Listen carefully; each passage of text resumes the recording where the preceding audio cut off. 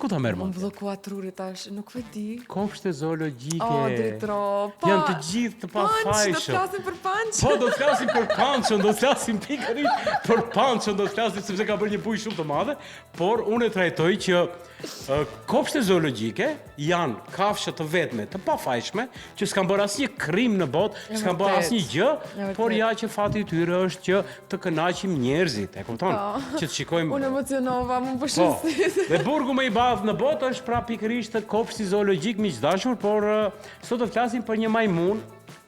Një majmun, një histori që është shumë e ndjeshme. Kjo histori nuk ka nevojë për shumë fjalë për të na prekur, sepse flasin drejt për drejt instinkti më instinkti i njeriu. Ka ndodhur një ngjarje që një majmun nëna e tij gjatë E ka ndarë, lindjes po. është ndarë apo ka ndruar jetë dhe kjo ndodhet në një kopsh zoologjik në Japoninë, mos apo? në Japoni. Dhe ky kujdestari që kujdeset për majmunin, Pançon, që ka emrin edhe Panço, Po, i ka sjell një kukull. po. Dhe ky është lidhur emocionalisht me kukullën e tij O, zot. dhe mendon sikur është e ëma. Dhe gjithmonë majmunët tjerë kur e sulmojnë, ky shkon te kukulla Po. që kërkon mbështetje. Nuk ec dot pa kukullën. Nuk ec dot, domethënë a e ndjen Panç. mungesën e nënës.